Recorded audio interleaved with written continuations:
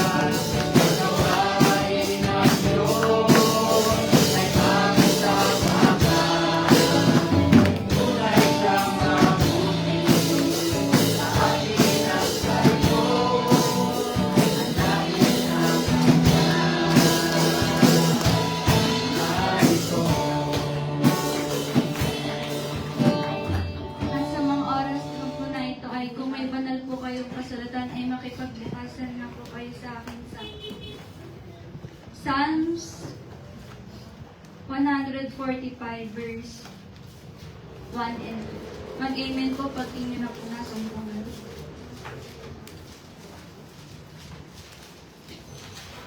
Sabi po dito, I will extol thee, my God, O King, and I will bless thy name forever and ever.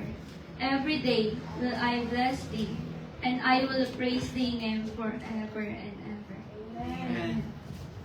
At tayo po'y manalangin sa ating Panginoon. Panginoon, pinupurit ka salamatan ka namin, O God, sa kabutihan mo, Panginoon, na ginagawa, Panginoon, sa aming mga buhay, O God. Lord, kami pa'y patuloy, O God, na nagpapasalamat, Panginoon, sa inyo. Panginoon, sa mga oras na to, O God, dinadalangin ko po namin, Panginoon, na hindi inyo pa patawarin, O God, sa mga nagawa namin, O God, na pagkakasala, Panginoon, sa inyong harapan, O God.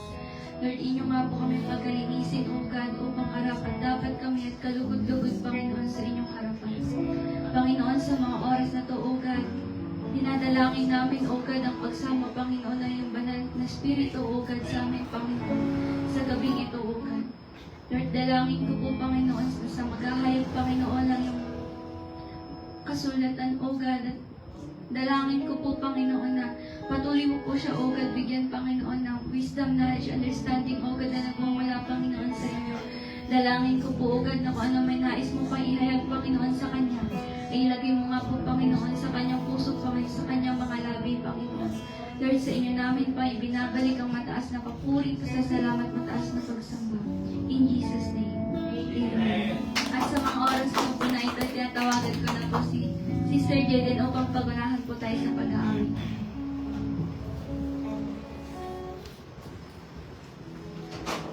Amen. Mabuti ang Diyos. Amen. Amen. Sige po. Kung mabuti po ang Diyos sa ating mga buhay, sige pa, papurihan po natin ang ating Diyos. Hallelujah. Maraming salamat, Panginoon. Kayo dakilain, Panginoon, ng inyong pangalingkod. Hallelujah. Purihin ang inyong pangalan, O Diyos. Kami itinataas, O Diyos, ang inyong pangalan, Jesus. Sige po, awitan po natin ang ating Diyos. Tayo lumapit sa Kanya. Hallelujah. Sige po. Tayo lumapit sa ating Diyos. Walang ibang mas mabuting gawin kundi ang paglamit sa Kanya. Amen. Hallelujah. Wala po. Tayo'y lumapit sa ating Diyos.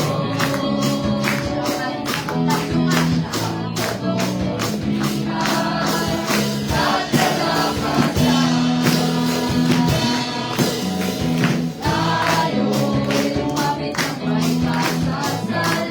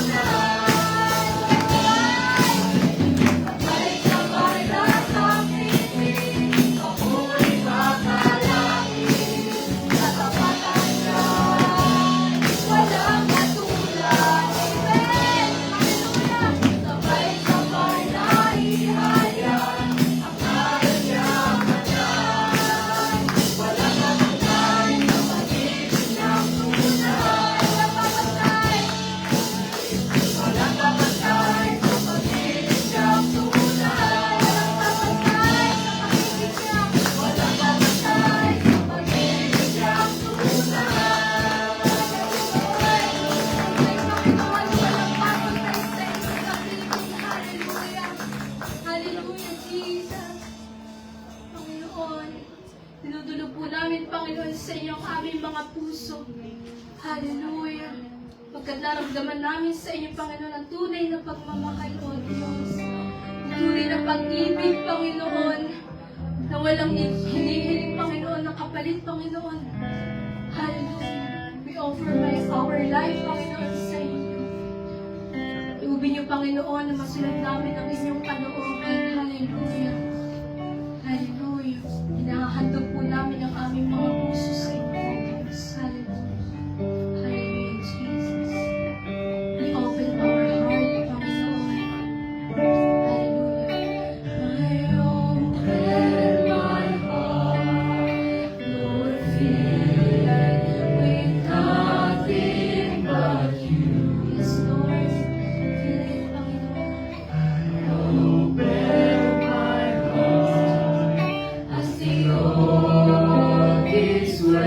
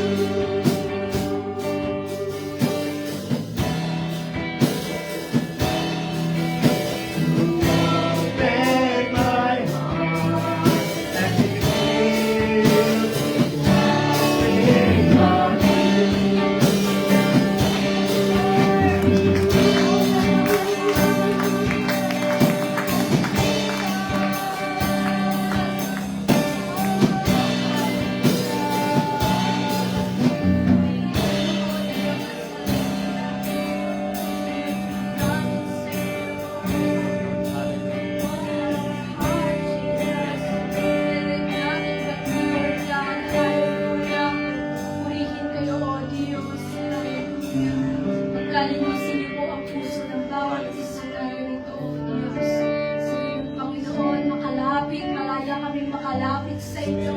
Malaya namin matanggap, Panginoon, ang inyong biyaya, Panginoon, ang inyong mga salita, O Diyos.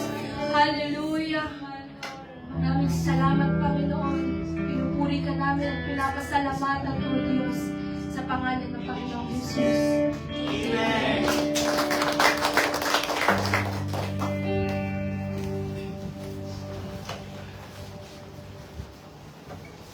At ngayon naman po, sino nakahanda na busugin po yung spiritual natin sa gabing ito?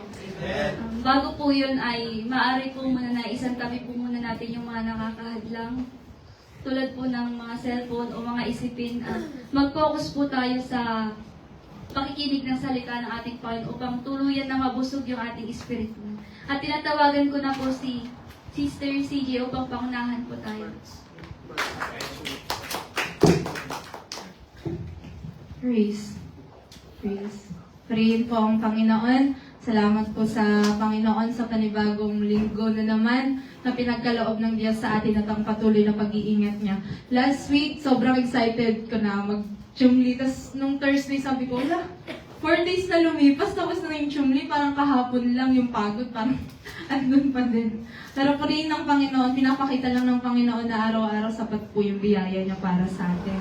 Nais ko din po magpasalamat sa Panginoon. Hindi laging nakikita ng ibang tao, pero napakadami kong gusto ipagpasalamat sa Panginoon sa bawat araw na ginagawa niya po sa aking buhay. May mga tinuturo siya, may mga tinutuwid siya sa akin in a way na akala ko may mga bagay na tama at patuloy niya akong tinuturuan. At sa patuloy na kalakasan sa pagtatrabaho palagi. Yun po lagi natin pagpasalamat sa Panginoon. May mga tagpo na papasok ka na parang nakakatamad, di ba po? Pero salamat sa Panginoon, lagi tayong magpasalamat kasi bibigyan niya tayo ng lakas palagi. At kung meron po tayong banal na kasulatan, makipagbukasan po kayo sa akin sa Psalms 37 verse 23 po. Psalms 37 verse 23. At kung nasumpungan na po natin, tayo po tumayo. Psalms 37 verse 23 po. Sabay-sabay po nating basahin. Ginagabayan ng Panginoon ang bawat hakbang ng taong matuwid na ang buhay ay nakalulugod sa Kanya. Basahin ko po sa English. The steps of a good man are ordered by the Lord, and He delighted in His way. Tayo po'y manalangin. Panginoon, salamat sa inyo, aming Ama, aming Diyos na makapangyarihan, the rock of our salvation. Lord, we acknowledge your presence right now. Speak, my Lord, kayo po, Panginoon, mag-usap po sa amin at matanggap po namin ang inyong mga salita, maging kalakasan po ng bawat isa sa amin. Salamat, Panginoon, sa inyong pag-ibig sa bawat isa, sa inyong papuri sa pangalan ni Jesus. Amen. Pag-uusapan po natin ngayon ang paglakad po natin sa Panginoon. At naniniwala po ako na nung natanggap natin ang Panginoon sa ating buhay, that is the happiest moment or that is the joyous moment that we could ever felt. Or not just felt, but kundi para tayong nabuhusan ng malamig na tubig, di ba po? Kasi akala natin, all of us, meron tayong tagpo sa buhay, we're in that deepest moment. Nakakala natin wala nang makakatulong. Magkakaiba po tayong lahat, pero meron po tayong tagpo na gano'n. Pero meron tayong isang Diyos na nagligtas sa atin. At simula po noon, He deserved to be served. And in this one, sinasabi po dito, pag-uusapan natin kung paano tayo tinutulungan ng Panginoon bilang Kanyang mga anak. And as we, children of God, we believe and follow Jesus. Hindi lang natin siya basta pinaniniwalaan, kundi sinusunod din po natin siya. Sapagkat sinasabi ng Panginoon, lahat ng sumusunod sa akin ay ginagabayan ng Panginoon at iniibig ng Panginoon. And He said that His strength is perfected in us. Ibig sabihin po noon na sapat ang biyaya, ang kalakasan ng Panginoon para tulungan tayo sa paglakad sa Kanya, sa mga salita ng Diyos. At naisip ko po dito po, na gusto kong ituro is yung about sa how we take up our cross. Pero sabi ng Panginoon dito po sa akin na we should, sa everyday po natin, kailangan natin bitbitin yung ating salvation. Nung niligtas tayo ng Panginoon, He did His best. Natapos na yun yung gampanin na. And it is our time to work, not on our own, but with the help of the Holy Spirit that God has given unto us para po sa paglakad natin sa Kanya. And tinutulungan tayo ng banal na Espiritu sa palagi po doon sa ating paglakad araw-araw. At ating himay-himayin po itong verse po na ito. At napansin ko po dito na it is very important to know that God have made us righteous. Mahalaga po yun. You should to know that you are righteous already by the time that you receive Jesus Christ. Kasi if you don't know na matuwid ako sa paningin ng mata ng Panginoon, may mga tagpo na isipin mo na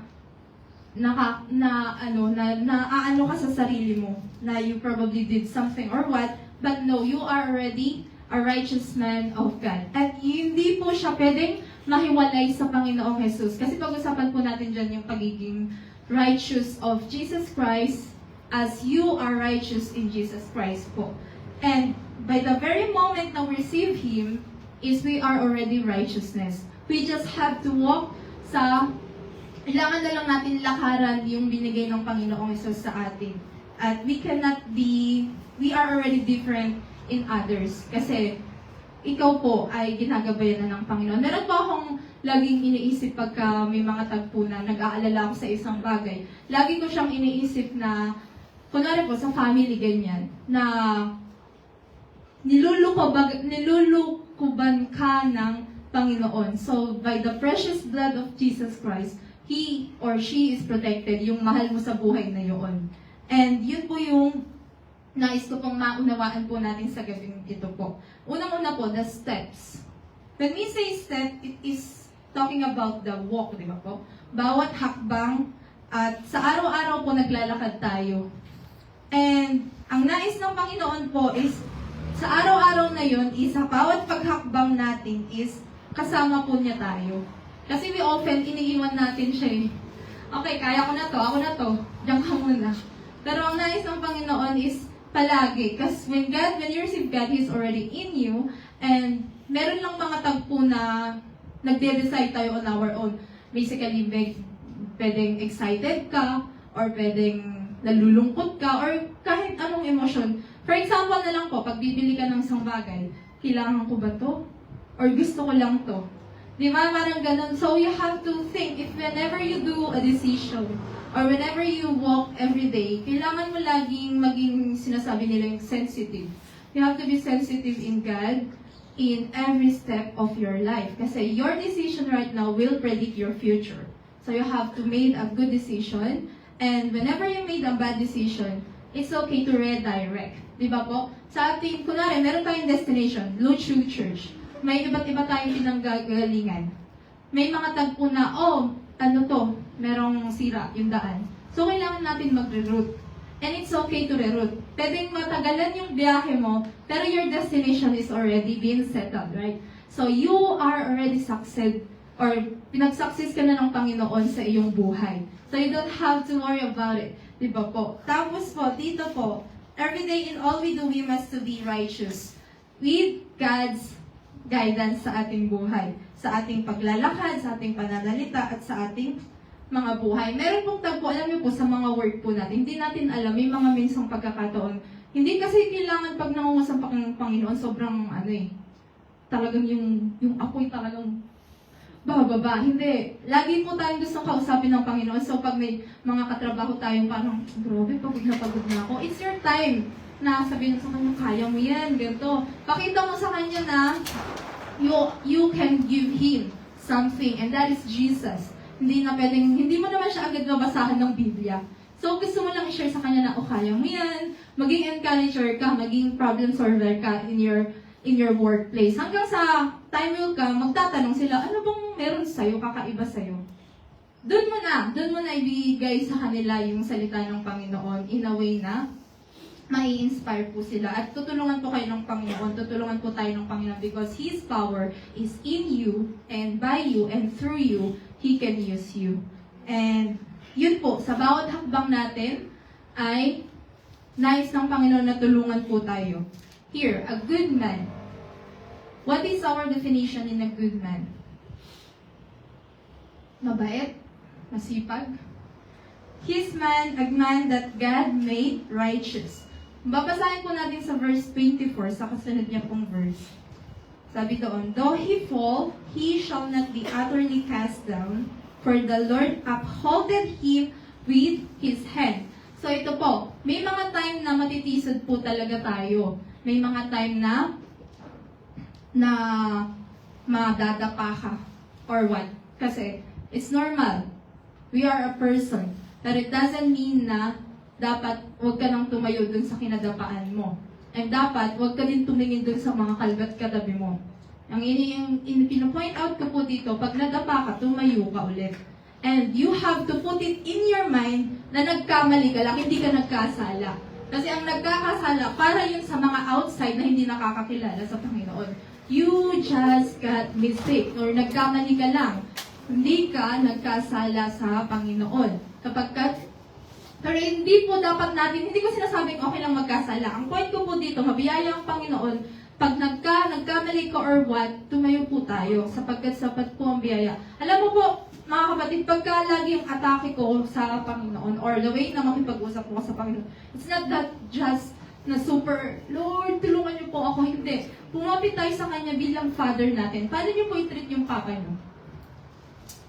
Or yung pinaka-close friend niyo? Di ba po ang sabi ng Panginoon, He is our Father. He is our closest or best friend. The Holy Spirit is our peace, comforter. So kung paano tayo lumapit sa Kanya, ganun tayo lumapit sa Panginoon. And He will give us peace. He will give us what we need. Alam niyo po, ang powerful ng Panginoon kasi magiging ganun siya in a way na kailangan mo siya. So if you need healer, God is God of healer. If you need finances, God is Jehovah Jireh. He is the powerful God that you could ever need po. At yun po yung lagi kong itinatatak sa isip ko na ang Panginoon mahal niya ako. At may mga tagpo na may desisyon akong mali or magkakamali, but I just made a mistake. Hindi ako nagkasala. At lagi ko yung pinagpapasalamat sa Panginoon. Pero wag natin yung maging access. We have to be, kailangan natin mag-improve sa Panginoon. Panginoon, Daddy, nagkamali ako, pero tutuwid ko to. Gagawin ko na yung tama. Ganoon. Ang pinopoint ko po dito, may mga pagkakataon, though he fall, he shall not be utterly cast down. Di tayo super na madadown, sapagkat ang Holy Spirit ay tutulong po sa atin. And one more thing, God upholdeth him with His hand. Hawak tayo ng Panginoon sa kanyang mga kamay. May tagpo dito po na kung saan yung mga wicked is, ito sa verse 12, sabi niya doon, the wicked plotted against the just and snatched upon him with his teeth. So may mga plano yung mga kaaway sa atin or yung mga ibang tao, pero sabi ng Panginoon, pagtatawanan niya lang, the Lord shall laugh at him, for he seeth that his day is coming. Kasi alam natin na kung saan ang patutunguhan po ng hindi po matuwid sa paningin ng Panginoon. Isang bagay po na nakita ko po dito, good man is iba yung good man sa tao, iba yung good man sa mata ng Diyos. At yun po yung naisin natin, to be good man in God's sight. So may mga tagpo na hindi tayo maiintindihan ng ibang tao if you do something, pero ang mahalaga, you are good in God's sight. Yun po. At there is no better place than the one who creates us, owns us. Just like, ito po pinaka-best example ko po dito. We are created by God, and we are the most special creature that God creates, di ba po? Kasi He breathed on us, and sa image ng Panginoon niya tayo binuo. Kunwari po, sa iPhone company. Pag may problema yung cellphone natin, saan natin dinadala? Di ba po sa manufacturer? So just like that, pagka may problem ka, hindi mo muna siya aayusin ng sarili mo. Okay, aayusin ko muna yung sarili ko, magbibihis muna ako, bago ako pupunta doon para bihisan ako nung nag-create sa akin. No, we go as what we are. Or kung ano man yung itsura natin, ganun na tayo pupunta at lalapit sa Panginoon. Ganun po yung nais ng Panginoon sa atin. Na pag may mga tagpo na natumba ka, lumapit tayo sa Panginoon as we are, at God will cleanse us with His love and mercy. And next one po is yung ordered by the Lord sa ating verse po sa 23. Sign ko po ulit. The steps of a good man are ordered by the Lord. Ordered by the Lord. From the word ordered, it means it's already past tense, di ba po? Ibig sabihin, tapos na. Nakita na ng Panginoon. Pinagtagumpay ka na ng Panginoon. Pinagtagumpay ka na ng Panginoon, kapatid. Nakita na niya yung dulo na nagtagumpay ka. Ang kailangan na lang natin lakarin to. God's anointing is upon you. So, ang pag-anoint ng Panginoon sa'yo, ang cover ng Panginoon sa'yo ay nasa sa'yo na. Magtatagumpay ka na. Tagumpay ka na. Yun yung lagi kong nasa isip ko. It shall come to pass. Everything that is happening upon you, everything that you are thinking about na meron akong problema right now, temporary lang yan. Pinagtagumpay ka na ng Panginoon. May mga lakad tayo ngayon, probably may iba't iba tayong iniisip right now. Probably finances, health, or family, or work, or school studies. Pero sabi ng Panginoon, nakita ko na yung dulo, anak, tagumpay ka na. Amen. Lagi po natin yung i-claim sa sarili natin. Just like Jeremiah, sa Jeremiah 1 verse 5, tignan po natin. Kung gaano ka makapangyarihan ng Panginoon. Jeremiah chapter 1 verse 5. Just like how Jeremiah chapter 1 verse 5.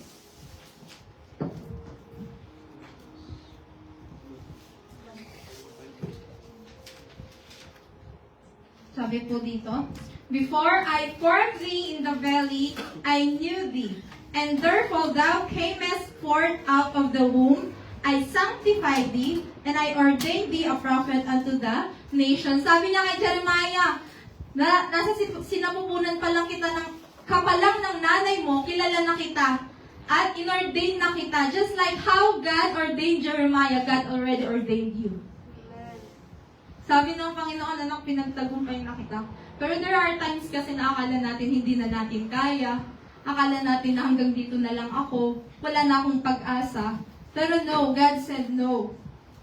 In-ordain and in-ordered na ng Panginoon ang daan mo. Kailangan na lang natin siyang lakaran. Alam mo kung bakit minsan nag-struggle tayo? We do it on our own. Tinatry natin gumawa pa ng paraan na akala natin kaya nating gawan ng sarili nating paraan. Pero hindi po natin yung magagawa kasi we are made na dapat naglilin sa Panginoon because we are created and we are creators of God. And isa pong example ko ba dito, di ba si Joseph the Dreamer? Ang haba ng nilakbay niya. Napakahaba, di ba po? Simula po nung pagiging favorite siya. Pabor sa kanya yung lahat ng bagay. Pabor sa kanya kasi favorite siya, binigyan siya ng, ano mo yun? Special treatment ng tatay niya. Pero dahil nainggit yung mga kapatid niya, ganyan, tinapon siya, binenta siya, tinapon siya sa balon. Imagine niyo po yun, yung sa lahat ng pinagdaanan niyang yun. Imagine niyo po, paano pag sinabi na ng Panginoon sa umpisa pa lang sa kanya na ganun yung pagdadaanan niya? E di magiging hindi na siya magtitiwala or magkakaroon siya ng struggle pa din sa sarili niya. Kaya inalaw yun ng Panginoon sa kanya na magtiwala siya sa Panginoon sapagkat yung dulo niya po is magiging matagumpay po siya, successor siya ng ano, di ba? Isa siyang senado or isa sa pinakamataas sa bayan na inilagay sa kanya ng Panginoon. At pangalawa po doon si Abraham. Kung sinabi sa kanya ng Panginoon na pumunta ka, umalis ka sa bayan niyo, hindi naman sinabi ng Panginoon kung saan siya pupunta eh. Pero pinanghawakan niya yung salita ng Diyos.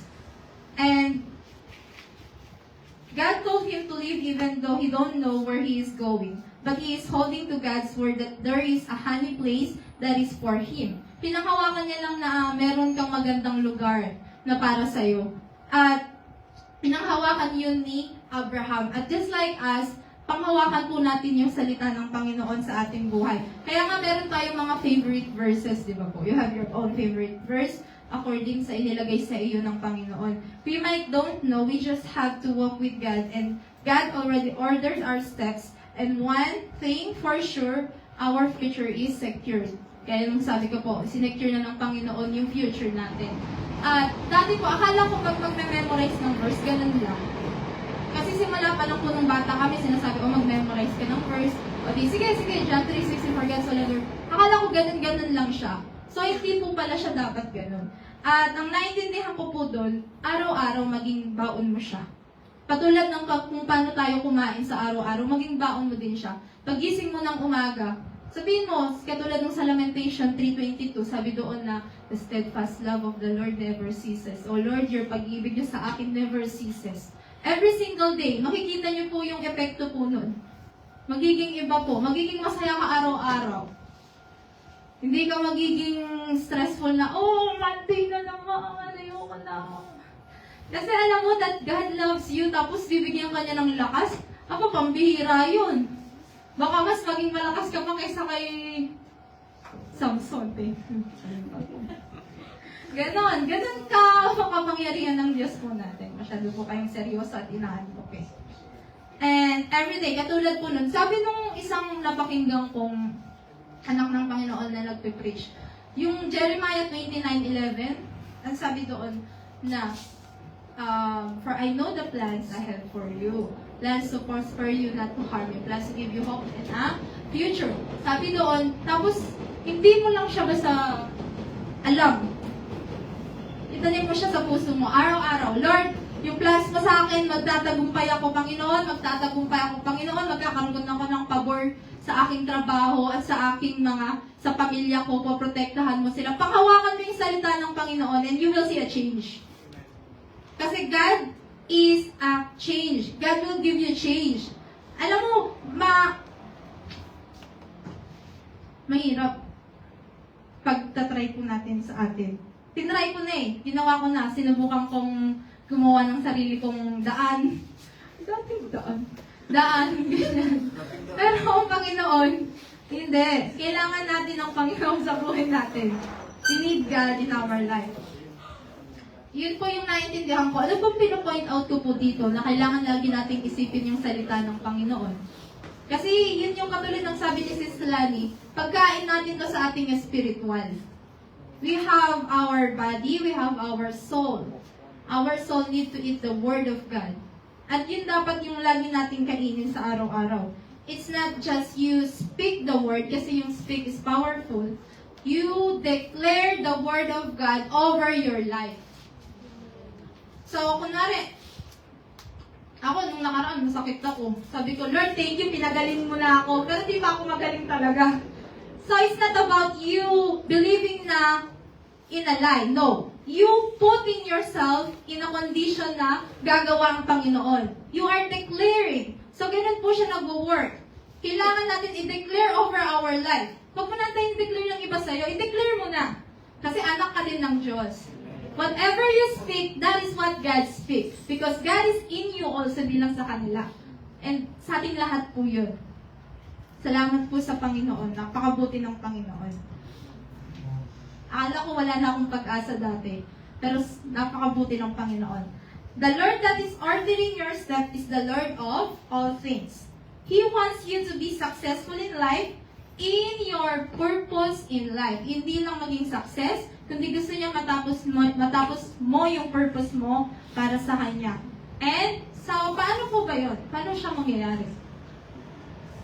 God, the Holy Spirit that God has given us, will help us every single day. Every second, every minute, every single day, hanggang sa katapusan. And next po, sa ating verse, sa 37, sige po, yung una po, the steps of a good man has been ordered by the Lord, and we will declare His word over our lives. And ito po, what will happen in us? And He delighteth in His way. To be delighted means, sa pagkakaunawa ko po, is to be glad, to be joyous, and happy. Ibig sabihin, you will never be weary. Yung team ng camp ng youth last time, na hindi ka mapapagod, hindi ka manlulupay-pay. It doesn't mean na literal na hindi ka mapapagod. Napapagod po tayo. It means, whenever you get tired, God will give you rest. And just like si Esteban, ako, nai-imagine ko, ito yung pumasok sa isip ko ko nung naisip ko tong and he delighted in his way or nasiyahan siya. Sa Tagalog, sabi doon, nasiyahan siya sa kanyang paglakad. Naalala ko dito si Esteban, di ba po? Ano nangyari? Saglit lang eh, hindi masyadong kilala or mahabang pagkakakilala sa Bible si Esteban. Pero sa tingin ko, nung binabato siya, napakasaya niya siguro. Kasi babalik na ako dun sa langit, hindi niya pa nga kinondem or hindi niya binitawan ng masasakit na salita yung mga nambato sa kanya. Ano sabi niya, Panginoon, patawarin mo sila. Hindi nila alam yung ginagawa nila. Just like others, kung may ginagawang iba sa atin, Lord, hindi nila alam ginagawa niya. Pero huwag mo sasabihin sa kanila, oh, hindi mo alam ginagawa mo! Hindi na sasabihin gano'n. Susubok tayo na sa daddy natin. Di ba? Lalapit tayo sa daddy natin. Sabihin lang natin, Lord, hindi niya alam ginagawa niya. So, ayun. What do I get here? Yan, tumama na kayo, di ba? Sige, mo kasi. Natutuwa ako sa Panginoon noon every time na nangungusap siya ng ganito. It doesn't come na, na super seryoso mo. Kahit sa mga masayang kwentuhan, nangungusap ang Panginoon. Maging alert lang tayo palagi po. And he delighted in his way. Si Esteban, nung binabato siya, napakasaya niya po siguro. Uuwi na ako dun sa tatay ko, hindi ko na kailangan magtiis po dito. Kasi, alam niyo kung bakit po, natapos na niya yung purpose niya sa Panginoon. Di ba po, isa po siya dun sa mga tagaluto lang. Pero pag nagluluto siya, talaga yung pagkain, di lang masarap eh. Sa spiritual din, nabubusog eh. Ganun kasarap kasi, di ba yung tinawag ng Panginoon that it have to be righteous, have to be holy in God's sight. Kaya isa po siya doon sa mga nagluluto po na yun. At natapos na yung gampanin niya sa Panginoon. At yun yung naisin natin, matapos natin yung gampanin natin sa Panginoon. Ayun, and I bet he is happily died for God. In hard times is joyous times in God. Hindi ko to lubusang maunawaan nun na parang, paano yun, naghihirap ka na pero masaya ka? Unless nung naranasan mo. Hindi mo dapat siya iisipin in a feeling. Kasi kung atake natin is sa feeling, wala na, bagsak na tayo. Kaya sinasabi ng Panginoon, huwag kang mamuhay ayon sa iyong nararamdaman. Mamuhay ka sa tulong ng banal na Espiritu. At tutulungan ka po niya. Huwag mong isipin na napakahirap ng sitwasyon ko right now. Mag-declare ka sa sitwasyon mo, Panginoon! Ngayon, naghihirap ako, Panginoon, pero nakikita niyo po ito. I declare healing in this situation. I declare good health in this situation. I declare financial increase in this situation. Kung ano mang bagay na kailangan natin, ibibigay yun ng Panginoon. Kailangan lang natin lumapit sa Kanya. And sa paglakad natin na yun, magiging masaya po tayo. Because everything is not in vain in the Lord. Di ba po? Your labor in the Lord is not in vain. Sabi nun sa New Testament. Dati binabasa ko yun sa church, napakalaking ganyan, hindi ko siya maintindihan. Ano bang vain na yan? Pero ang sinasabi pala ng Panginoon, sa lahat ng paggawa mo sa akin, anak, hindi yan magiging walang katuparan. Lahat ng yan doon sa langit nakikita ng Panginoon. At ayun, it covered in everything we do. Nakikita man ng tao or hindi, lahat ng ginagawa mo sa Panginoon, nakikita ng Panginoon. Nakikita ng daddy mo yun. At pagpapalain ka niya sa bagay na yun po. Minsan nagkakabiruan nga po kami ng mga friends na, pasyal ako sa mansion mo ganyan. Or gano'n, nung kikita na lang tayo sa langit, gano'n. Tulad nung sinasabi nila, taga-langit. Very good. And, by the time we understand that we are in God's, there is no such thing as negative to Him. By the time na we understand that we are of God's, or pagmamayari tayo ng Panginoon, there is no such thing as negative. Kasi even the negative is still positive. Di ba po? Sa Panginoon, may mga tagpuman na bagyo, positibo pa din yun. Kasi po, after ng bagyo, anong meron? Rainbow. There is a rainbow. It means there is a beautiful thing that will happen. After the fall, anong after ng fall? Winter.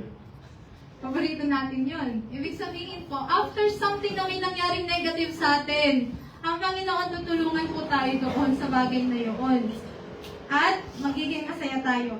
Meron po akong isang bagay na nakita po dito sa verse... Dating text po. Sa Psalms 37, Oh. Psalms 148 verse 8 po. Yung dulo po nun. Psalms 147 verse 8.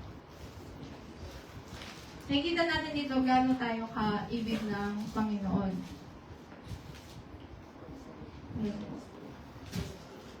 Ayan. Yung dulo. 147 verse 8.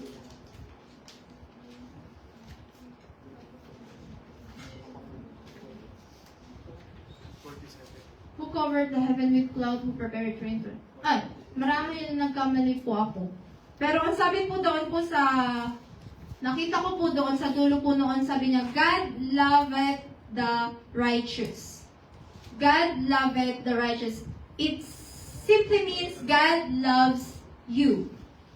God loves us. And Psalms. Verse 40. Ayan. Sige, okay na po.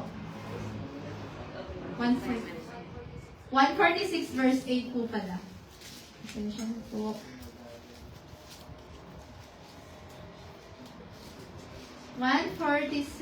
verse 8. Ayan po. The Lord openeth the eyes of the blind. The Lord raiseth them that are bowed down. The Lord loveth the righteous. It simply means that God loveth you. God loveth you. You may stumble, you may be pasaway, you may be mataba, payat, whatever. God loves you. Hindi siya tumitingin sa itsura natin physically. God looketh in our heart. How much you desire God. How much you delighted yourself in God. Diba po sabi dun sa 37 verse 4, yung famous verse, that we delight ourselves unto God, and He will give the desires of our heart. Ibig sabihin nyo, siya yung maglalagay sa iyong puso ng mga nais mong gawin para sa buhay po na ito. At ito pong paborito ko dun sa verse 5, that we must to commit ourselves unto the Lord, and also always and always trust in Him, and He shall bring it to pass. Naging favorite quote ko na po to sa buhay ko na, He shall bring it to pass. It means that lahat ng bagay ay lilipas yan. Ang tanging mananatili lang ang Panginoon sa ating buhay, ang salita ng Diyos sa ating buhay. And God's protection over you, at sa dulo po nung sa verse 34, Psalms 37 verse 34,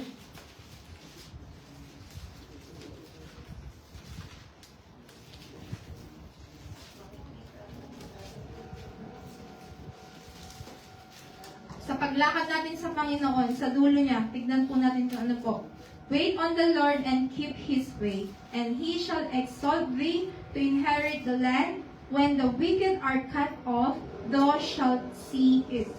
It says po doon, magantay tayo sa Panginoon. Ibig sabihin, maglakad tayo, lumakad tayo sa Panginoon, at sa kaduluduluhan nun, makikita natin, itataas tayo na Panginoon, yung pangako ng Panginoon, darating yung araw na tayong mga anak ng Diyos, ano po, mamamahala po sa kanyang bayan. We are governors, we are high priests of God. We are sons and daughters of God. May mas mataas pa bang rangko doon? Wala na po. Yun na po yung pinaka-the best na binigay. At we are the best. Yes, we are the best of God. We are secured. Our future is settled in Him. Our future is settled in heaven. He wants to order our steps. Yun lang po yung nais sabihin sa atin ng Panginoon ngayong gabi. Sa haba-haba ng sinabi ko, at naniniwala po ako, I declare this word of God, sa verse 37, verse 23, that we must go to our Daddy. Sabihin natin, Lord, I humbly come to you. Order my step, Lord. Order my step, and you will see, you will be successful in life, you will be prosperous in life, and you will be, hindi ka kailanman mapapabayaan. You already covered. Ito ginagawa ko tong literal every time na iniisip ko that yung blood ng Panginoong Jesus, meron kang cover sa lahat ng iyong katawan. Lord, take my steps. Take my steps. And I will delight myself unto you. Lord, take my steps. I will delight myself unto you.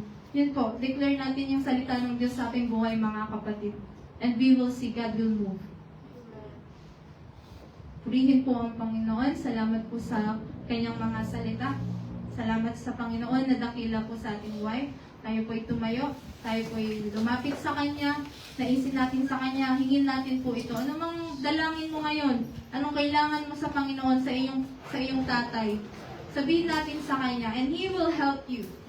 I assure you, God will help you. Tayo po'y manalangin ngayong gabi. Our Father, our God, our rock of our salvation.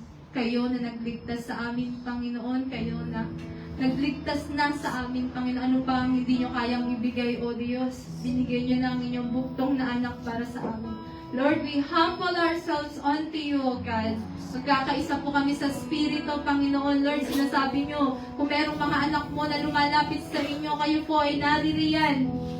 At sa mga oras na ito, we are here, O God. Daddy, nandito po kami sa inyong harapan. We humble ourselves, O God. Take our steps. You order our step, and we will delight ourselves unto you, Lord.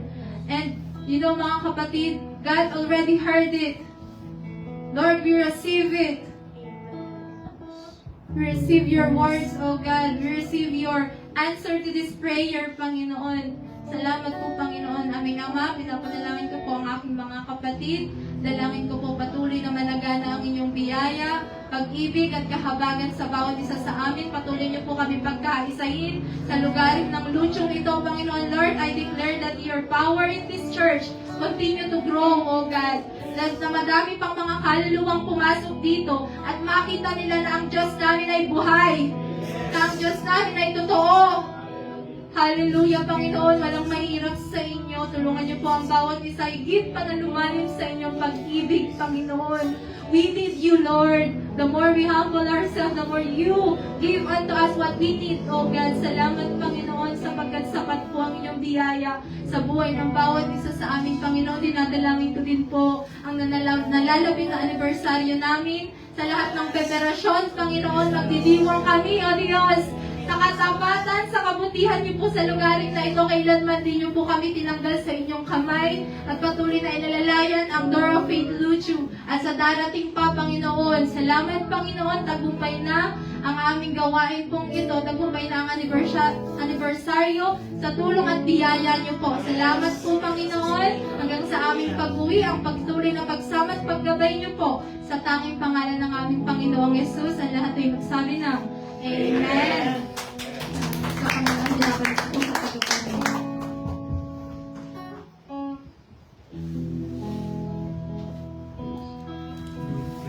Siguro tayo kung manatili pa ngayon, siguro po natin ang gawain ito sa pamamagitan ng panalangin. Panginoon, maraming salamat po sa gabi na ito. At muli, gulay-gulay na pag-aralan namin ng salita, Panginoon. Panginoon, patuloy na gabayan niyo po ang bawat isa, Panginoon. Spiritual and physical, Panginoon. Panginoon, gabayan niyo po kami.